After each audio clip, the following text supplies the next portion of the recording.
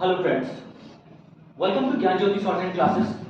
Students, आज का जो वीडियो है वो आप लोगों के लिए बेहद खास होने वाला है, क्योंकि हमारे पास जो आप देख रहे हैं बैठे हुए हैं, ये हमारे लास्ट ईयर के इंग्लिश स्टेनो बैच के सिलेक्शन हैं, जो कि एसएससी ग्रेड सी और डी में सिलेक्शन उन्होंने पाया है और इलाहाबाद हाई कोर्ट में भी पाया है। स्टूडेंट्स, आज का ये वीडियो मैं आप लोगों के लिए इसलिए लेकर आ रहा हूं कि आप सभी ये जान सकें कि एसएससी ग्रेड सी और डी में आने वाले जो पेपर हैं और जो स्किल लगा हुआ है, उनमें आपको क्या गलतियां नहीं करनी।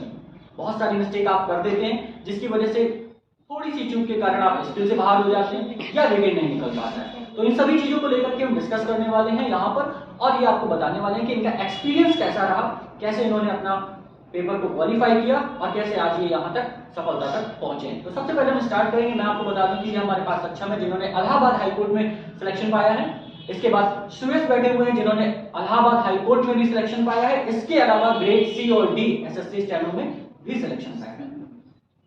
और अभिषेक है जिन्होंने ग्रेड डी में सिलेक्शन पाया है, जो कि एसएससी लास्ट ईयर की वैकेंसी थी ग्रेड सी और डी की। तो हम स्टार्ट करते हैं सक्षम से। जानना चाहेंगे कि कैसे आपने रिटर्न और स्किल क्वालिफाई किया, अपने एक्सपीरियंस को सभी लोगों को बताएं कि कैसे आपने इन चीजों को फाइट किया, क्या आपने प्रॉब्लम फेस करी और फिर आप यहाँ तक पहुंचे। हेलो फ्रेंड्स, आई होप कि आप लोग अपना बेस्ट दे रहे होंगे इस समय अपने आगामी जो स्किल है आपके लिए। तो सबसे पहले तो मैं धन्यवाद देना चाहूँगा हमारे कार्तिक भैया को, जिन्होंने हमको काफ़ी सपोर्ट किया हमारे सिलेक्शन तक, हम तीनों के सिलेक्शन तक। और आई होप कि आप लोग को भी ये इतना ही मोटिवेट करते रहते होंगे अपनी क्लास में और काफ़ी आपको सपोर्ट करते हैं।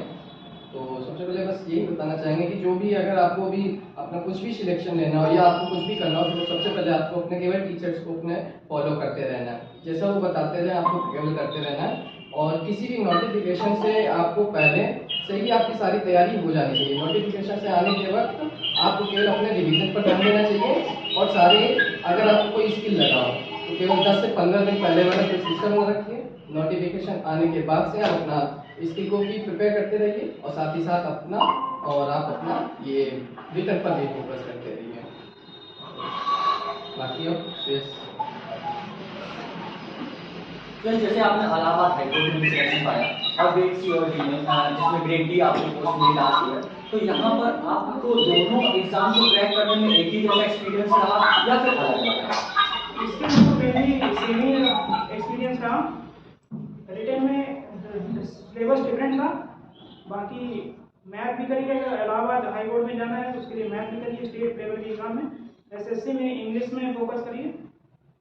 और बाकी स्किल के लिए जैसे जो बच्चे हैं कि इसके लिए कम से कम 3-4 महीने पहले आपका सिलेबस फिनिश होना चाहिए और कम से कम 150-200 स्टोरी आपकी होनी चाहिए बैग में, तभी कुछ वहाँ पे आप अच्छा कर पाएंगे। जब आपने इसको जैसे दिया वहां पर, तो अभी जब लास्ट ईयर था कि तो ऐसा भी हुआ कि अनसीन डिक्टेशन भी बोली गई और फिर वो पेपर कैंसिल हो गया। तो क्या बच्चों को अनसीन डिक्टेशन की भी प्रैक्टिस करनी चाहिए कि वो सिर्फ सीन ही प्रैक्टिस करते रहे?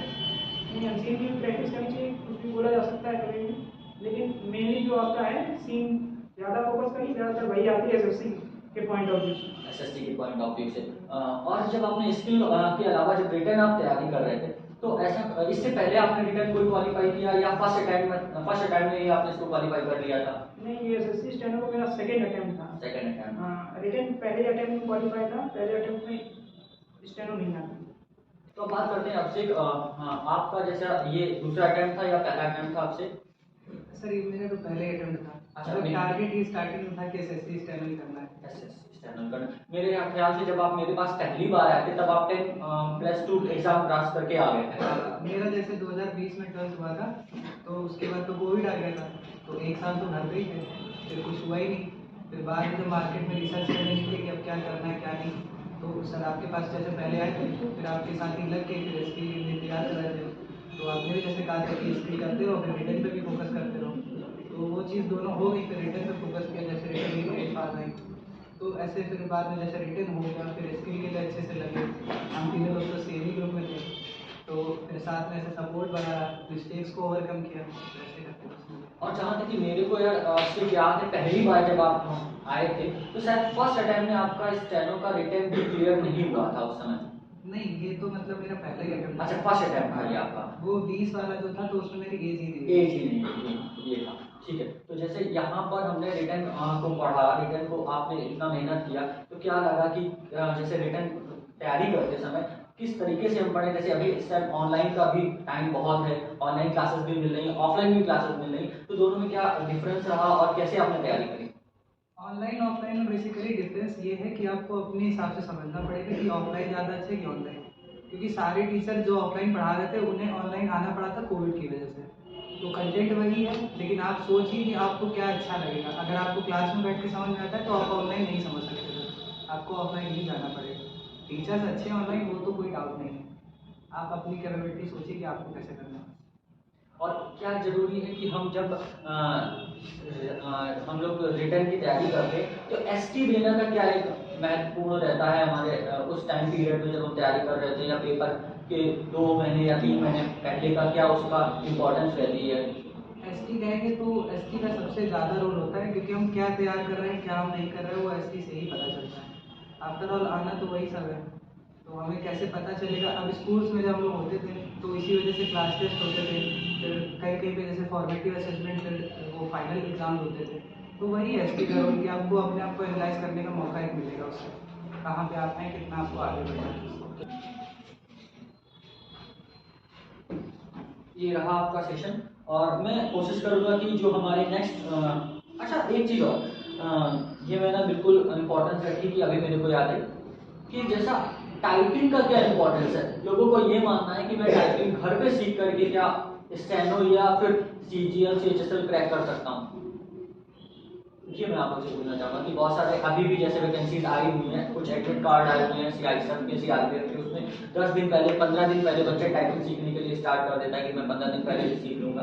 तो क्या ये पॉसिबल है कि 35 स्पीड 45 स्पीड के साथ आप 15 दिन में या 10 दिन में कंप्लीट कर सकते हैं टाइपिंग? या टाइपिंग स्टेनो में कितनी इंपॉर्टेंस दी जा रही है?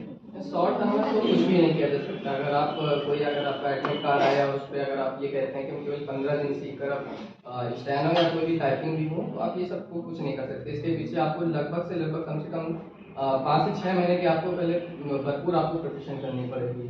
और टाइपिंग की बात की जाए तो आजकल जो भी एग्जाम होता है आप उस पर देखा जाए तो इंग्लिश की तो मांगते हैं, और अगर आप स्टेट लेवल देख रहे हैं तो आप उसमें हिंदी की भी प्रिपेयर करें। और हिंदी में 2 फॉन्ट चलते हैं जिस पे आपको सूटेबल लगे आप उसको भी प्रिपेयर करते हैं। लेकिन शॉर्ट टर्म में कुछ नहीं किया जा सकता है। आप आराम से मेहनत करते रहिए, नोटिफिकेशन का इंतजार कभी मत करते रहिए, जो भी आपकी प्रिपरेशन हो आप लगातार कंटिन्यू करते रहिए।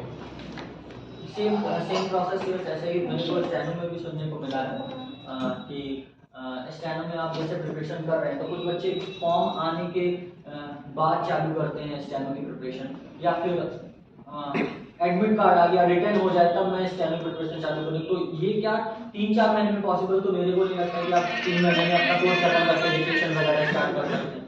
जब फॉर्म आया तब तक आपकी थ्योरी आपको कंप्लीट होनी चाहिए, तभी आप सिलेक्शन ले सकते हैं। नहीं समझ में। अब जब आपने स्टेनो को कंटिन्यू कब तक बनाए रखा? जैसे मेरे को तो याद है कि 2 साल शायद ऑलमोस्ट 2 साल किया। तो क्या इन 2 साल के प्रिपरेशन के बाद वहाँ स्किल में कोई प्रॉब्लम फेस हुई? अब अगर बात करें पहले जो फर्स्ट टाइम स्किल का एक्सपीरियंस था तो मैटर ही सबके लिए डिफिकल्ट था, तो वहाँ तो ऑब्वियस सी बात है कि हुई थी डिफिकल्टी। लेकिन अगर दूसरे या तीसरा जो स्किल हुआ था तो उसमें ऐसी कोई प्रॉब्लम नहीं थी। ऐसी कोई प्रॉब्लम नहीं। मैं चाहता हूँ कि आप लोग कम से कम इन लोगों को आप अपनी स्टार्टिंग से ये जो लास्ट तक की जर्नी थी इनको शॉर्ट टर्म्स में थोड़ा सा बताएं कि जब आपने रिटन की तैयारी शुरू की तो आपने क्या स्ट्रगल किया, ठीक है, फिर आपने स्किल के लिए क्या स्ट्रगल किया, और इवन दैट कि जब आप पेपर देने गए थे स्किल का तो वहाँ पर भी बहुत सारी आपके पास ऐसी कंडीशन फेस करी आपने, वो सारी चीज़ें इन लोगों को जरूर बताएं। तो अगर स्टार्टिंग से स्टार्ट करें तो रिटन के लिए जैसे मेरा तो 12th का तो सबसे जूनियर है हम तीनों में से, तो सबसे ज़्यादा दिक्कत तो यही आती है कि क्या पढ़ें। हमें सच्ची बताए 12th तक एसएससी का ही नहीं पता था, फिर उसके बाद मार्केट में रिसर्च किया तब जाके एसएससी के बारे में पहले पता चला। फिर ये हुआ कि एसएससी में क्या क्या होता है, फिर पता चला स्टेनो भी एक चीज़ होती है। तो फिर जब रिटन के बारे में पढ़ा, फिर रिटन को कैसे पढ़ना है फिर वो पढ़ा, फिर उसमें सब्जेक्ट देखे, एक एक करके धीरे धीरे करके। पहली बारी में चीज़ें परफेक्ट नहीं होंगी, किसी से भी नहीं होती है। यहाँ पे हम 3 लोग बैठे हुए हैं या आप में से जो भी बैठे होंगे जानते होंगे इस चीज़ को कि परफेक्ट नहीं होता है एसएससी की लाइन में, बेस्ट होता है अपना। बस वही बेस्ट करते रहो। रिटर्न में जैसे काफ़ी लोगों को हर चीज़ में छोटी छोटी चीज़ों में दिक्कत आती होगी, तो फाइट करना पड़ेगा फिर वहाँ भी लोगों को।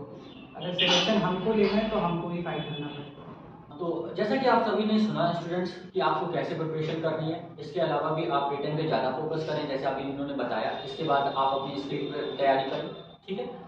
और भी हम आपको ऐसे ही हमारे जो सिलेक्शन हैं पहले के, अगर वो छुट्टी पे आते हैं या फिर आते हैं किसी तरह इन्फॉर्म करते हैं, उनकी लीव होती है, तो मैं आपको मिलाता रहूँगा उनसे और वो अपना एक्सपीरियंस आपको शेयर करते रहेंगे जिससे आपको अपने तैयारी में हेल्प मिल सके, ठीक है। तो मिलेंगे हम नेक्स्ट वीडियो में कुछ और सिलेक्शन के साथ, कुछ और नए लोगों के साथ जो आपको शेयर करेंगे अपना एक्सपीरियंस, और आपके लिए वो हो सकता है कि कुछ हेल्पफुल रहे, कुछ आपके लिए उनमें से छोटी सजेशन आपको काम आ सके आपकी लाइफ में। मिलते हैं नेक्स्ट वीडियो में, तब तक के लिए